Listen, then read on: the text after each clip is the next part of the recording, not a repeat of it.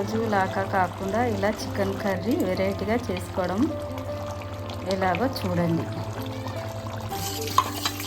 Chicken శుభ్రంగా కడుక్కొని water అంతా పోయినాక 2-3 చెంచాల కారం పొడి, తగినంత ఉప్పు, 1 చెంచాడు అల్లం వెల్లిగడ్డ పేస్టు, 1 చెంచాడు పసుపు వేసి మంచిగా కలిసేటట్టు కలుపుకొని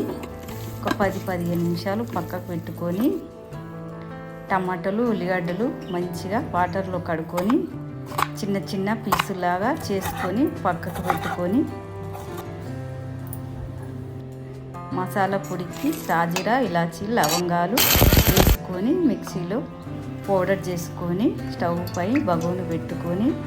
2-3 చెంచాల ఆయిల్ వేసుకొని ఉల్లిగడ్డ ఎర్రగా వేగేటట్టు మూత పెట్టుకొని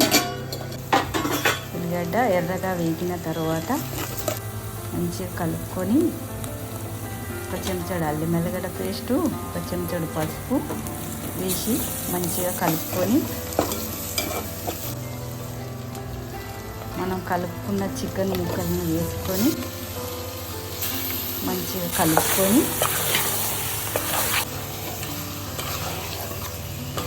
స్టవ్ చిన్నగా పెట్టుకొని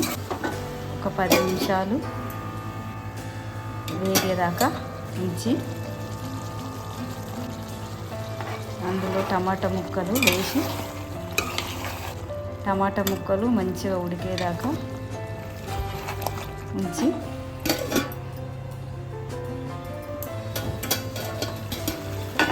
టమాటా ముక్కలు ఉడికినాక మంచిగా కలిపి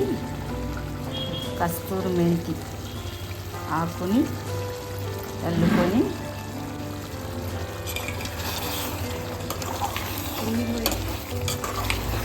సూపు కావాలంటే 1 గ్లాసు నీళ్ళు పోసుకొని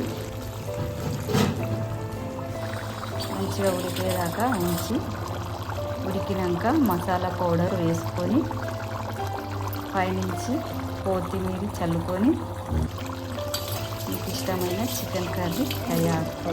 ఈ వీడియో నచ్చితే సబ్స్క్రైబ్ చేసుకోండి.